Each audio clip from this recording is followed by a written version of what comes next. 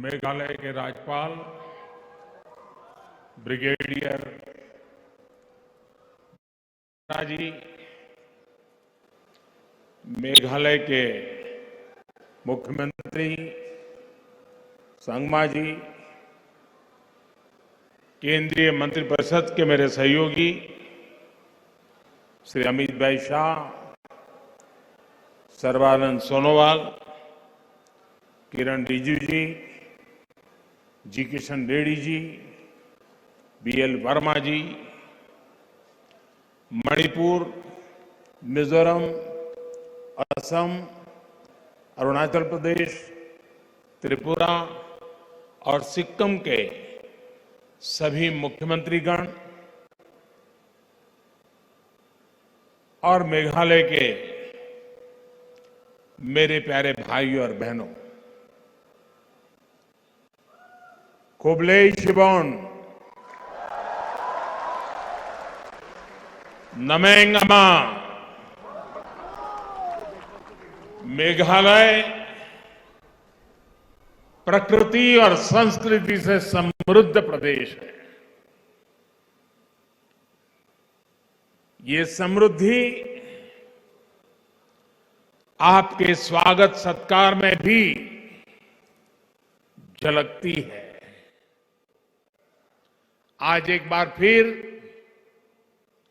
मेघालय के विकास के उत्सव में सहभागी होने का हमें अवसर मिला है। सभी मेघालय के मेरे भाइयों बहनों को कनेक्टिविटी, शिक्षा, कौशल, रोजगार की दर्जनों परियोजनाओं के लिए बहुत बहुत बधाई है।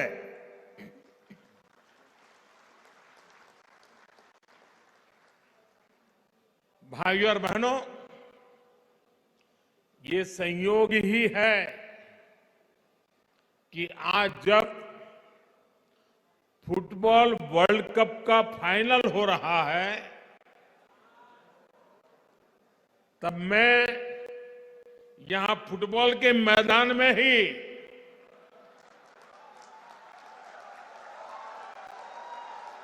फुटबॉल प्रेमियों के बीच में हूं।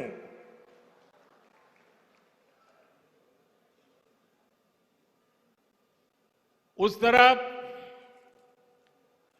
फुटबॉल की स्पर्धा चल रही है और हम फुटबॉल के मैदान में विकास की स्पर्धा कर रहे हैं।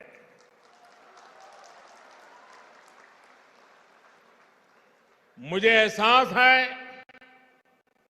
कि मैच कतर में हो रहा है, लेकिन उत्साह और उमंग यहां भी कम नहीं है।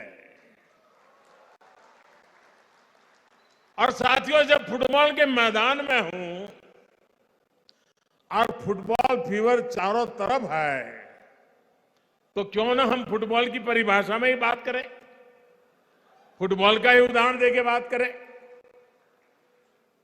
हम सबको मालूम है कि फुटबॉल में अगर कोई खेल भावना के विरुद्ध, स्पोर्ट्समैन स्पिरिट के खिलाफ अगर कोई भी व्यवहार करता है तो उसे रेड कार्ड दिखाकर बाहर कर दिया जाता है।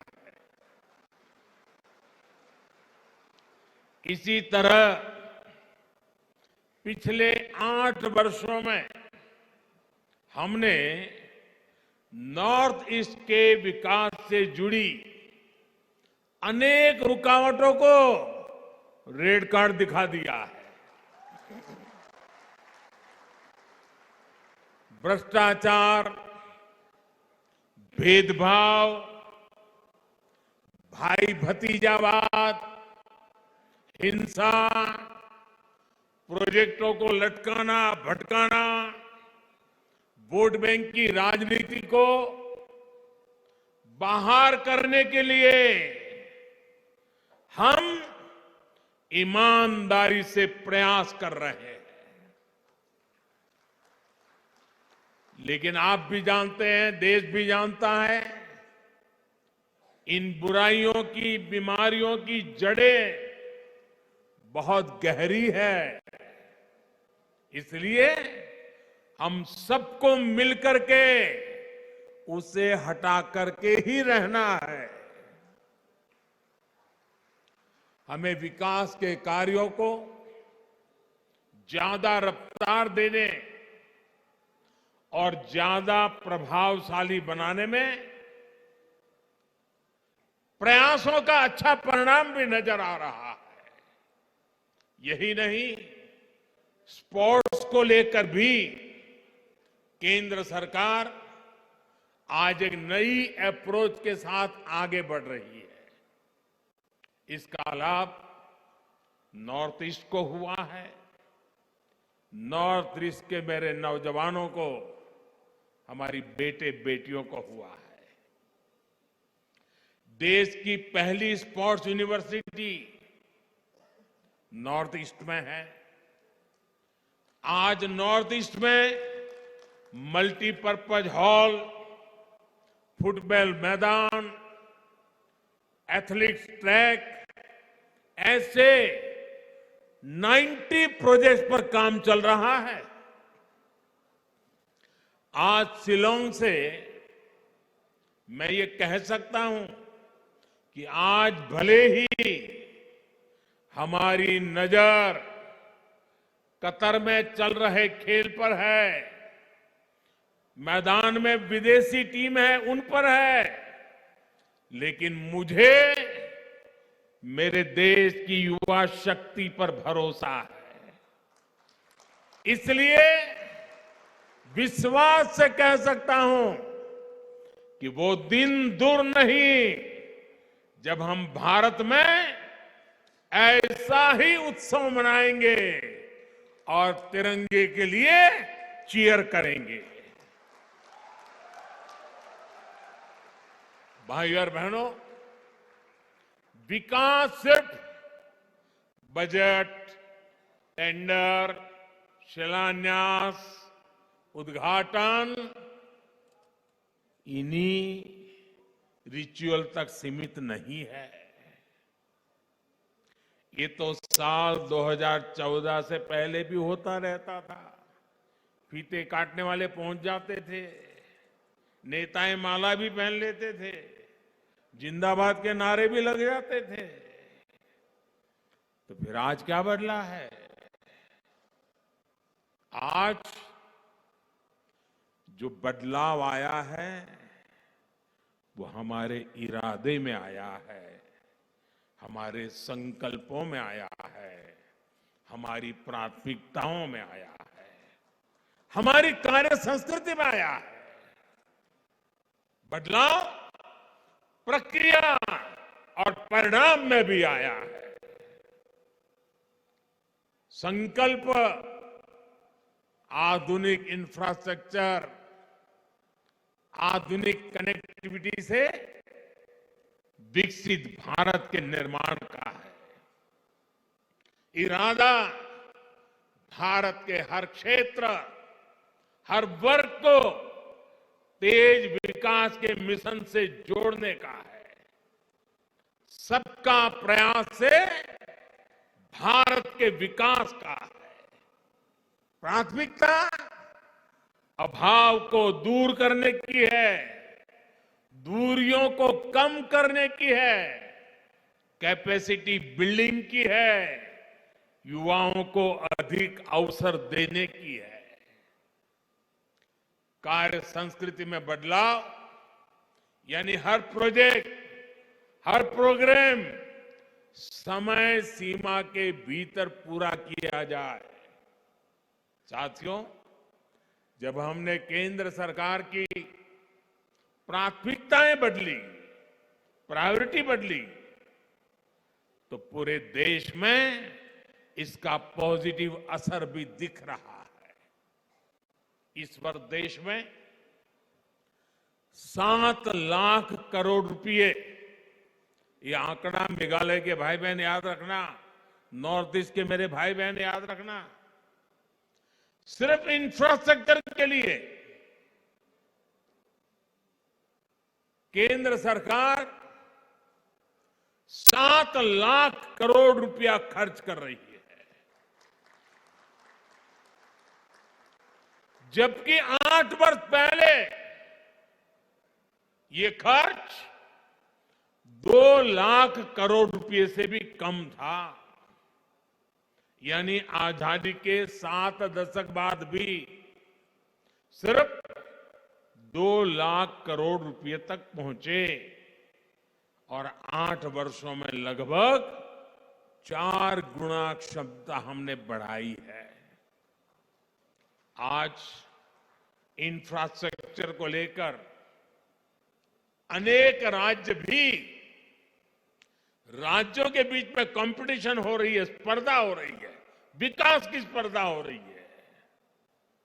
देश में ये जो बदलाव आया है उसका सबसे बड़ा लाभार्थी भी आज ये मेरा नॉर्थ ईस्ट ही है। शिलांग सहित नॉर्थ ईस्ट की सभी राजधानियां रेल सेवा से जुड़े, इसके लिए तेजी से काम चल रहा है।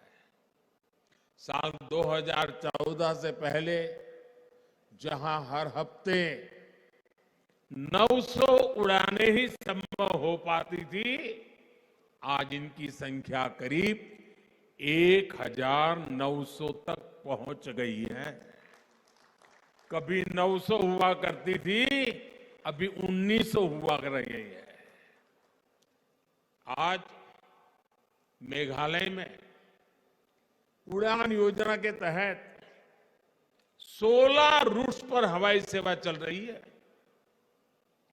इससे मेघालय वासियों को सस्ती हवाई सेवा का लाभ मिल रहा है।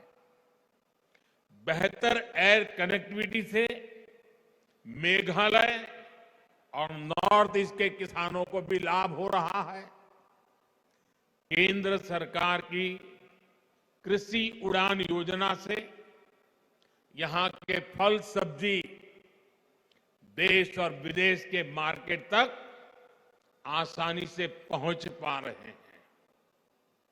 साथियों, आज जिन प्रोजेक्ट्स का लोकार्पण और शिलान्यास हुआ है, उससे मेघालय की कनेक्टिविटी और सशक्त होने वाली है। पिछले 8 वर्षों में मेघालय में नेशनल हाईवे के निर्माण पर 5,000 करोड़ रुपए खर्च किए गए हैं।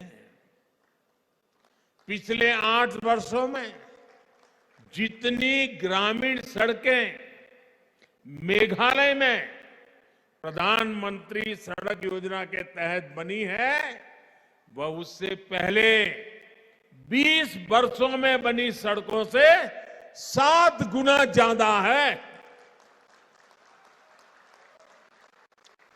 भाइयों और बहनों, नॉर्थ ईस्ट की युवा शक्ति के लिए डिजिटल कनेक्टिविटी से नए अवसर बनाए जा रहे हैं। डिजिटल कनेक्टिविटी से सिर्फ बातचीत, कम्युनिकेशन नहीं, उतना ही लाभ मिलता है ऐसा नहीं है, बल्कि इससे टूरिज्म से लेकर टेक्नोलॉजी तक, शिक्षा से लेकर स्वास्थ्य तक हर क्षेत्र में सुविधाएं बढ़ती हैं, अवसर बढ़ते हैं। साथ ही विश्व में तेजी से उभरती डिजिटल अर्थव्यवस्था का सामर्थ्य भी इससे बढ़ता है। 2014 की तुलना में नॉर्थ ईस्ट में ऑप्टिकल फाइबर की कवरेज लगभग 4 गुना बढ़ी है। वहीं मेघालय में ये वृद्धि 5 गुना से अधिक है। नॉर्थ ईस्ट के कोने कोने तक बेहतर मोबाइल कनेक्टिविटी पहुंचे, उसके लिए 6,000 मोबाइल टावर लगाए जा रहे हैं। इस पर 5,000 करोड़ रुपए से अधिक खर्च किया जा रहा है। आज मेघालय में अनेक 4G मोबाइल टावर्स का लोकार्पण इन प्रयासों को गति देगा। ये इंफ्रास्ट्रक्चर यहां के युवाओं को नए अवसर देने वाला है। मेघालय में IIM का लोकार्पण और टेक्नोलॉजी पार्क का शिलान्यास भी पढ़ाई और कमाई के अवसरों का विस्तार करेगा। आज नॉर्थ ईस्ट के आदिवासी क्षेत्रों में 150 से अधिक एकलव्य मॉडल स्कूल बनाए जा रहे हैं। इसमें से 39 मेघालय में है। दूसरी तरफ IIM जैसे प्रोफेशनल एजुकेशन के संस्थानों से युवाओं को प्रोफेशनल एजुकेशन का लाभ भी यही मिलने वाला है।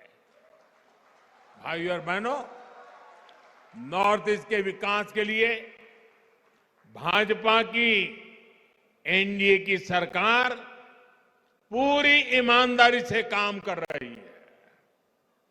इस वर्ष ही 3 नई योजनाएं शुरू की गई है, जो या तो सीधे नॉर्थ ईस्ट के लिए है या फिर उनसे नॉर्थ ईस्ट का सबसे अधिक लाभ होने वाला है। पर्वतमाला योजना के तहत रॉपवे का नेटवर्क बनाया जा रहा है। इससे नॉर्थ ईस्ट के प्रसिद्ध पर्यटन स्थलों में सुविधा बढ़ेगी और टूरिज्म का विकास भी होगा। PM डिवाइन योजना तो नॉर्थ ईस्ट के विकास को नई गति देने वाली है। इस योजना से नॉर्थ ईस्ट के लिए बड़े डेवलपमेंट प्रोजेक्ट्स अधिक आसानी से स्वीकृत हो पाएंगे। यहां महिलाओं और युवाओं की आजीविका के साधन विकसित होंगे। PM डिवाइन के तहत आने वाले 3-4 साल के लिए 6,000 करोड़ रुपए का बजट तय किया जा चुका है। भाइयों और बहनों, लंबे समय तक जिन दलों की सरकारें रही, उनकी नॉर्थ ईस्ट के लिए डिवाइड की सोच थी और हम डिवाइन का इरादा लेकर आए हैं। अलग अलग समुदाय हो या फिर अलग अलग क्षेत्र, हम हर प्रकार के डिवीजन को दूर कर रहे हैं। आज नॉर्थ ईस्ट में हम विवादों के बॉर्डर नहीं, बल्कि विकास के कॉरिडोर बना रहे हैं, उस पर बल दे रहे हैं।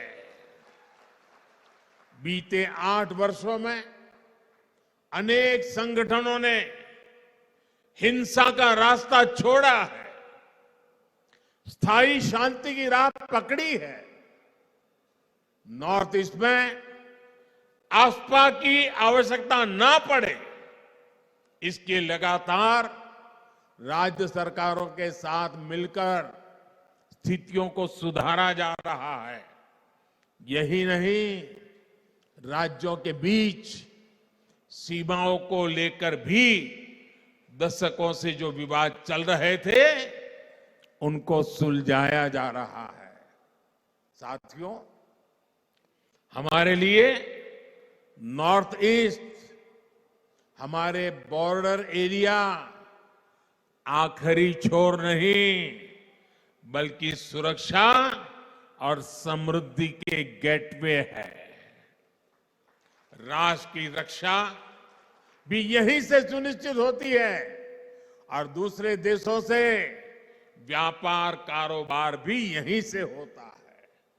इसलिए एक और महत्वपूर्ण योजना है जिसका लाभ नॉर्थ ईस्ट के राज्यों को होने वाला है। वो योजना है वाइब्रेंट बॉर्डर विलेज बनाना। इसके तहत सीमावर्ती गांवों में बेहतर सुविधाएं विकसित की जाएगी। लंबे समय तक